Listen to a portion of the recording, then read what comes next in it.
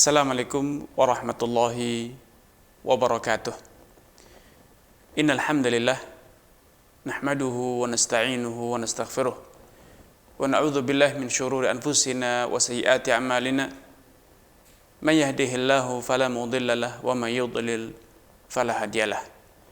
Asyhadu an la ilaha illallah wahdahu la syarika lah wa asyhadu anna Muhammadan abduhu wa rasuluhu. Amma ba'd.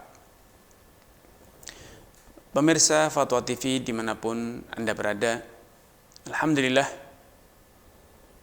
puji dan puja sepatutnya senantiasa kita aturkan kepada Allah Azza wa Jalla. Berkat kemurahannya, kembali saya dapat hadir ke tengah ruang siar Anda. Semoga program acara kita ini menambah hazanah keilmuan kita, mengobarkan semangat dalam diri kita untuk beramal, dan tidak luput salawat serta salam untuk kita aturkan kepada Nabi kita Nabi Muhammad SAW, kepada keluarga dan juga sahabat-sahabatnya yang setia meneruskan perjuangan Nabi SAW hingga tegaknya dinul Islam di muka bumi ini. Pemirsa dimanapun Anda berada, masih bersama fikih muamalah, yaitu hukum-hukum yang berkaitan dengan perniagaan.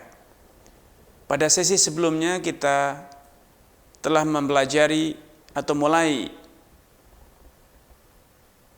merenungkan dan menyelami kandungan makna dari pernyataan Al-Imam Abu Syuja' rahimahullah ta'ala yang mengatakan wala yasihhu bai'ul gharar, dan jual beli yang mengandung unsur gharar itu tidaklah sah.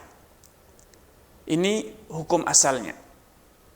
Setiap perniagaan yang mengandung unsur gharar, baik pada kadar barang yang dijual belikan, bahkan pada akadnya atau pada nilai transaksinya, waktu serah terimanya, tempat serah terima, selama ada ketidakpastian yang itu berpotensi menimbulkan sengketa, perbedaan persepsi, maka itu hukum asalnya menyebabkan transaksi tersebut tidak sah, karena unsur gharar itu biang terjadinya praktek memakan harta sesama kita dengan cara-cara yang tidak diridhoi Allah Subhanahu wa taala. Karena siapapun yang ternyata salah persepsi, harapan yang dia inginkan tidak sesuai dengan yang dia fahami, apa yang dia dapat tidak sejalan, tidak sesuai dengan apa yang dia inginkan,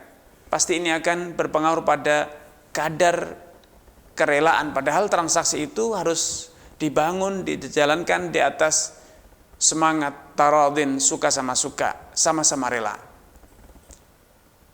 Dan telah disampaikan bahwa ada beberapa kondisi gharar, ketidakpastian itu ditoleransi.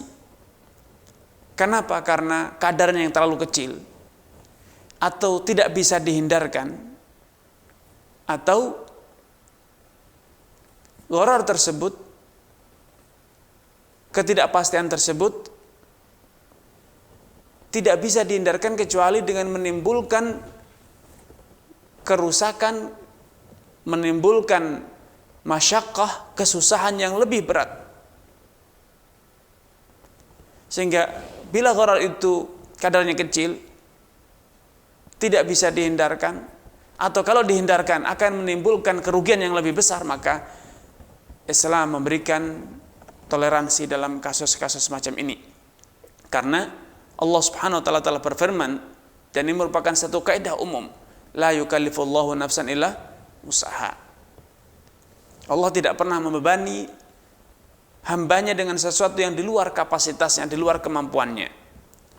Para ahli fikih juga telah menggariskan satu kaidah yang berbunyi la tahrima ma'ad darurah wala wajiba ma'al ajz. Tidak ada hukum haram kalau Anda sedang dalam kondisi darurat, sebagaimana wala wajib tidak ada hukum wajib bila Anda tidak kuasa melakukannya. Menghilangkan unsur gharar bila menimbulkan kerugian yang lebih besar, itu berarti Anda dikategorikan tidak mampu meninggalkannya. Sebagaimana unsur gharar bila betul-betul tidak bisa secara alami, tidak bisa dihindari, maka itu di luar kapasitas kita. Maka tidak mungkin Islam mengharuskan, mewajibkan kita untuk menghindari unsur gharar dalam perdagangan tersebut. Namun sekali lagi,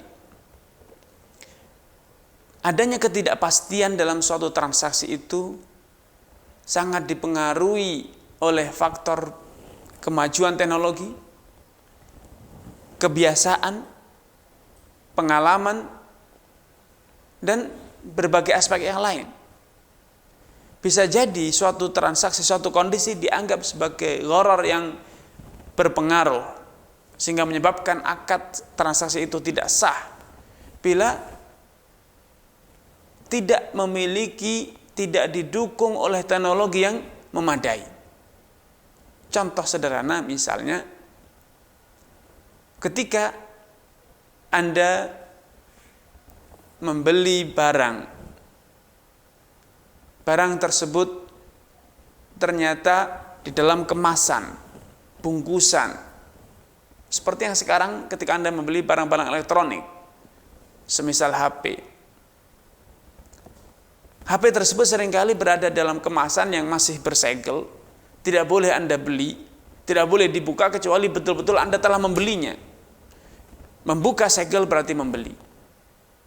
Padahal Anda belum melihatnya. Tetapi teknologi industri zaman sekarang telah mencapai tingkatan yang sangat luar biasa, sehingga bisa menciptakan, bisa membuat produk yang sama dalam jumlah yang besar, dalam jumlah yang banyak, sehingga deskripsi barang, sampel barang identik dengan barang yang lain. Asalkan tipe barang sama, maka kualitas, mutu, fungsi, dan lain sebagainya sama. Sehingga walaupun barang tersebut dalam segelan, dalam kemasan, tidak Anda lihat, tapi Anda mampu melihat, Anda telah ditunjukkan sampelnya, maka itu sudah cukup mewakili. Cukup mewakili, dianggap Anda sudah mengetahui, sehingga tidak lagi ada unsur gharar. Sebagaimana unsur tradisi, faktor kebiasaan atau pengalaman. Orang yang tidak berpengalaman menaksir hasil panen padi, gandum, kurma. Ketika dia ingin membeli kurma yang masih berada di pohon, padi yang masih berada di ladang, di sawah, Anda tidak bisa mengetahui berapa kadar gabah yang ada di sawah tersebut. Tetapi ketika Anda memiliki pengalaman, Anda seorang yang telah berpengalaman, maka Anda bisa menaksir berapa kadar gabah yang bisa Anda dapat dari sawah tersebut. Sehingga bagi orang yang berpengalaman boleh menjual padi yang masih berada di sawah, karena berdasarkan pengalaman dia telah memiliki ketajaman analisa, prediksi tentang kadar padi yang akan dia dapat.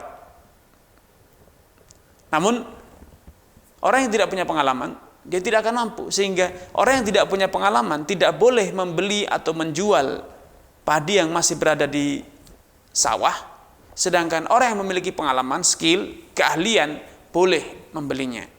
Ya, ini tentu sekali lagi dibutuhkan penilaian yang akurat. Secara garis besar, gharar, ketidakpastian itu berpengaruh, memiliki efek yang sangat mendasar pada hukum jual beli, tetapi pada tahap aplikasinya tidak bisa kita hanya berpegangan pada prinsip besar atau teori umum. Harus dikaji secara lebih mendalam pada tataran prakteknya, alias perlu dilihat siapakah yang bertransaksi, memiliki pengalaman atau tidak, apakah tradisi di masyarakat memberikan toleransi pada kadar gharar tersebut atau tidak, itu kembali kepada kasus per kasus. Karena itu seorang ahli fikih tidak boleh hanya berpegangan pada teori umum, tetapi dia harus mengakomodir tradisi masyarakat setempat, keahlian orang yang bertransaksi, fasilitas yang digunakan. Maka ketika semua itu telah diakomodir, maka insya Allah hukum yang disimpulkan akan benar. Namun ketika tradisi, skill, alat bantu yang dimiliki tidak digunakan, tidak dipertimbangkan, tidak dimanfaatkan dalam menilai suatu masalah, maka bisa dipastikan kesimpulan hukum yang diberikan tidak akan relevan. Karena itu dahulu Al-Imam Ibnul Qayyim rahimahullah mengatakan, seorang ahli fikih yang menghukumi, berfatwa dalam satu masalah hanya berdasarkan textbook, apa yang dia baca, apa yang dia pelajari dalam kitab-kitab para ulama, tanpa mengakomodir perubahan tradisi, perubahan kondisi, dan perubahan pelaku, bisa dipastikan salah, bahkan menimbulkan kekacauan. Sampai-sampai beliau mengatakan, membandingkan kekacauan yang ditimbulkan oleh seorang mufti, seorang ahli fatwa yang mengabaikan perubahan tradisi, perubahan kondisi suatu masalah, lebih besar kerusakannya dibanding seorang ahli kesehatan, seorang dokter misalnya, yang mengobati masyarakat dengan mengabaikan tradisi, kondisi pasien, dan hanya berpegang pada mengacu pada data buku yang pernah dia pelajari, referensi yang pernah dia baca. Tentu ini akan menimbulkan kekacauan. Namun kekacauan yang ditimbulkan oleh seorang mufti yang jumud, kaku, hanya berdasarkan textbook, apa yang pernah dia pelajari, mengabaikan faktor tradisi, perubahan kondisi, itu lebih besar karena dampaknya bukan hanya dunia, tapi hingga akhirat. Rasulullah SAW bersabda, "Man uftiya min ghairi ma thabtin, fa ismuhu 'ala alladhi aftah." Siapapun yang berfatwa dalam satu masalah tanpa dasar dalil, tanpa dasar data yang bisa dipertanggungjawabkan, maka dosanya akan dipikul oleh orang yang berfatwa. Dosanya akan dipikul oleh orang yang berfatwa. Karenanya, sekali lagi, dalam tahap praktek pasti akan terjadi perbedaan. Terjadi perbedaan seiring dengan perbedaan kapasitas mufti dalam mengenali, mengidentifikasi berbagai indikator-indikator yang ada pada kasus per kasus. Kemudian juga perbedaan fatwa dalam masalah jual beli yang mengandung unsur gharar juga dipengaruhi oleh tradisi. Bisa jadi bagi orang kampung yang jarang menggunakan timbangan, apalagi timbangan yang sampai pada level ons, gram, seringkali timbangan mereka satuan terkecilnya adalah kilo, sehingga selisih sekilo 2 kilo bagi orang kampung, bagi orang masyarakat pedalaman mungkin tidak masalah, itu kecil. Bahkan 10 kilo, 20 kilo dianggap kecil. Tetapi bagi masyarakat kota yang menggunakan timbangan digital, sehingga satuan sekecil apapun akan tercatat, maka mungkin analisa mereka, kesimpulan hukumnya akan berbeda pula. Sebagaimana seorang mufti yang berinteraksi dengan masyarakat kampung yang seringkali menggunakan satuan yang kurang akurat, toleransi mereka terhadap kadar itu seringkali sangat besar, berbeda dengan seorang mufti yang hidupnya di perkotaan. Tentu ini akan mempengaruhi pada hasil analisa dan kesimpulan fatwa yang terjadi di antara mereka. Karenanya dalam masalah-masalah yang aplikatif semacam ini, hukum perdagangan yang mengandung unsur gharar, kita perlu memiliki kelapangan dada dalam menyikapi perbedaan pendapat para ulama. Sebagai contoh konkret, rumah makan yang menggunakan sistem buffet alias prasmanan. Anda membayar sejumlah uang, kemudian Anda bebas makan sesuka Anda, asalkan tidak dibawa pulang. Berapapun, apapun yang Anda makan dipersilahkan. Pada awal kemunculan sistem rumah makan semacam ini, prasmanan, terjadi kontroversi di kalangan para ulama.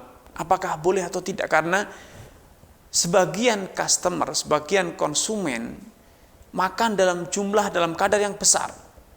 Sebagian lain makan dalam kadar yang sedikit. Sedangkan nilai transaksinya sama. Mereka semua bayar dalam nominal yang sama. Apakah perbedaan kadar makanan yang dimakan, yang dikonsumsi oleh konsumen ini bisa dikatakan gharar yang besar sehingga memengaruhi pada hukum halal haramnya bertransaksi atau makan di rumah makan yang menggunakan sistem prasmanan semacam ini atau tidak? Sebagian ulama mengatakan itu gharar yang besar sehingga dikatakan itu haram. Namun banyak ahli fikih kontemporer mengatakan adanya perbedaan antara satu konsumen dengan konsumen yang lain itu kadarnya kecil. Karena hukum suatu masalah standarnya, acuannya adalah mayoritas. Mayoritas konsumen makan dalam kadar yang berdekatan, kurang lebih. Tidak terlalu banyak perbedaannya. Rata-rata 1-2 konsumen memang memiliki perbedaan yang sangat mencolok. Ada yang makan dalam jumlah yang besar, ada yang makan dalam jumlah yang sangat kecil. Sedangkan hukum suatu masalah, hukum suatu kasus itu dikaitkan dengan kondisi global, kondisi yang paling banyak terjadi, bukan dengan kasus-kasus yang langka, jarang terjadi. Itu yang dinyatakan oleh para ahli fikih, al-hukmu lil ghalib la lin nadir. Hukum suatu masalah dikaitkan dengan kondisi yang umum, bukan kondisi yang jarang terjadi. Baik, kemudian al-muallif rahimahullah taala Imam Abu Syuja mengatakan wal mutabayyi'ani bil khiyari ma lam yatafarraqa. Kedua orang yang menjalin transaksi itu masing-masing memiliki hak khiyar, hak untuk membatalkan transaksinya selama mereka masih berada dalam satu majelis, belum berpisah. Walaupun telah terjadi transaksi, telah terjadi serah terima barang, penjual menerima uang, pembayaran lunas, dan pembeli telah menerima barang secara utuh, sepenuhnya. Selama mereka masih berada dalam satu majelis, berada dalam satu ruangan, masih berada di toko, belum keluar dari toko, maka keduanya bebas untuk menentukan, untuk merevisi sikap, meninjau ulang keputusannya bertransaksi, melanjutkan transaksi atau membatalkannya.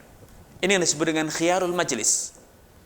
Hak untuk membatalkan selama masih dalam satu majelis yang sama. Ketentuan hak ini berdasarkan beberapa riwayat dari Nabi SAW, diantaranya dari hadis Abdullah bin Umar. Nabi SAW bersabda, al-mutabayyi'ani bil khiyari ma lam yatafarraqa. Kedua orang yang bertransaksi itu punya hak untuk membatalkan transaksinya, untuk meralat keputusannya bertransaksi selama keduanya masih dalam satu majelis, belum berpisah dari majelis tersebut. Definisi majelis berbeda-beda dari satu kasus ke kasus lain. Kalau Anda bertransaksi di toko, maka selama Anda masih berada di toko, Anda berhak untuk merevisi, membatalkan transaksi.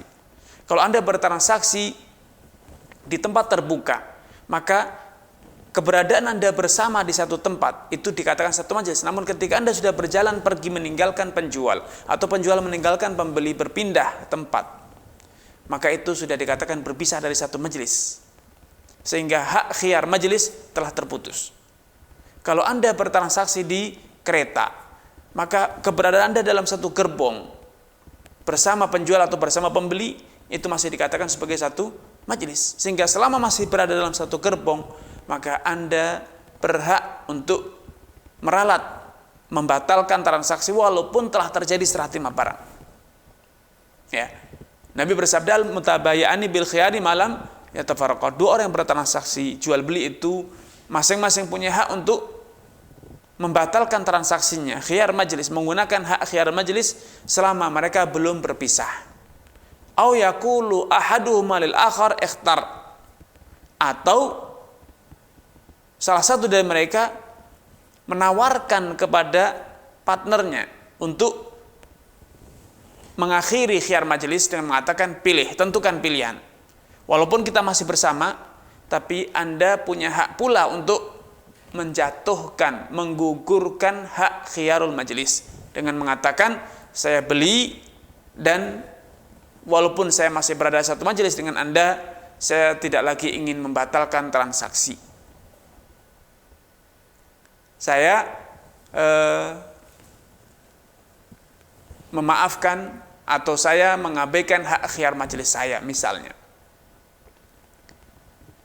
Ini, ketentuan ini, adanya khiyar majelis ini adalah satu ketetapan hukum yang ditentukan oleh Nabi Shallallahu Alaihi Wasallam, bukan karena faktor kesepakatan, ada kesepakatan atau tidak. Maka masing-masing dari yang bertransaksi punya hak semacam ini, hak khiyar majelis, sampai salah satu dari keduanya memutuskan hak ini, menjatuhkan hak ini dengan mengatakan, saya tidak akan menggunakan hak khiyar majelis, atau bersyarat bahwa saya akan menjual kepada Anda atau saya akan membeli barang Anda dengan catatan tidak ada hak pembatalan, sebagaimana yang kadangkala tertulis di sebagian toko. Seorang penjual kadangkala menuliskan di dinding, di balik kasir, menuliskan, barang yang sudah Anda beli tidak dapat dikembalikan, atau setelah Anda meninggalkan kasir, Anda tidak bisa mengajukan komplain tidak dilayani. Persyaratan ini secara hukum syariat boleh, yang artinya penjual bersyarat kepada Anda bahwa Anda bertransaksi dengannya, dia melayani transaksi Anda dengan catatan tidak ada hak khiyar majelis. Ya, selama barang yang Anda beli tidak ada cacatnya, sesuai dengan kriteria yang Anda inginkan, sesuai dengan kriteria yang dijelaskan oleh penjual, maka Anda wajib menerimanya dan tidak punya hak membatalkan. Karena kata-kata di atas, barang yang sudah dibeli tidak dapat dibatalkan, tidak dapat dikembalikan, tidak dapat ditukar, ini adalah semakna dengan sabda Nabi SAW, au yaqulu ahaduhuma lil akhar ikhtar, yaitu salah satu dari penjual ataupun pembeli berkata kepada lawan transaksinya, ikhtar, tentukan pilihan, transaksi dilanjutkan, final, tidak lagi ada hak khiyar, atau dibatalkan. Namun kalau ternyata barang yang dijual belikan, barang yang menjadi objek transaksi ini ada cacatnya, tidak sesuai dengan deskripsi yang disampaikan penjual, ada manipulasi, ada unsur penipuan, maka adanya syarat tadi di atas, barang yang sudah dibeli tidak dapat dikembalikan, tidak dapat ditukar, itu persyaratan yang batil, persyaratan yang wajib diabaikan, tidak boleh dijalankan. Kenapa? Karena penipuan itu haram hukumnya. Penipuan itu haram hukumnya, padahal salah satu ketentuan dalam syariat jual beli dalam syariat Islam adalah adanya transparansi. Ketika Anda tidak memenuhi kewajiban transparan dalam bertransaksi, maka Islam akan memproteksi lawan transaksi Anda, melindungi hak dia agar tidak dirugikan karena sikap Anda yang tidak kooperatif, sikap Anda yang tidak transparan, atau bahkan sengaja Anda memanipulasi atau menipu, menyembunyikan cacat. Rasulullah SAW bersabda, al-bayyani bil khiyari ma lam yatafarraqa. Dua orang yang bertransaksi itu masing-masing punya hak untuk menentukan pilihan, melanjutkan transaksi atau membatalkannya selama keduanya belum berpisah dari satu majelis. Fa in sadaqa wa bayyana, kata Nabi, kalau keduanya berlaku jujur dan transparan, burika lahuma fi bai'ihima, maka Allah memberkahi transaksi mereka. Wa in kadzaba wa katama, namun kalau keduanya bersikap dusta, berbohong, atau menyembunyikan cacat barang, menyembunyikan kriteria barang, merahasiakan kekurangan barang, maka Allah akan muhiqqat barakatu baihima, Allah akan menghapuskan keberkahan transaksi mereka. Dan salah satu konsekuensi langsung dari dihapuskannya keberkahan transaksi adalah adanya hak untuk pembatalan atau menuntut ganti rugi, kompensasi yang diberikan dalam Islam, diberikan dalam syariat, diberikan oleh Islam kepada pihak yang dirugikan, pihak yang ditipu. Sehingga siapapun yang dirugikan karena sikap yang tidak transparan ini, menyembunyikan cacat, maka yang dirugikan itu berhak untuk komplain, menentukan pilihan baik membatalkan transaksi atau meminta ganti rugi, itu misalnya potongan harga, atau kalau memang dia berlapang dada, berbesar hati, dia juga boleh melangsungkan transaksinya, melanjutkan transaksinya dengan memaafkan sikap penjual ataupun pembeli yang curang tersebut. Ini yang bisa kami sampaikan pada kesempatan kali ini. Semoga Allah Subhanahu wa taala menjadikan kita termasuk orang-orang yang senantiasa memiliki semangat untuk tafaqquh fi dinillah, meniti jalan menuntut ilmu dengan berbagai media yang kita miliki. Mohon kurang dan lebihnya mohon maaf. Billahi taufiq wal hidayah. Wassalamualaikum warahmatullahi wabarakatuh.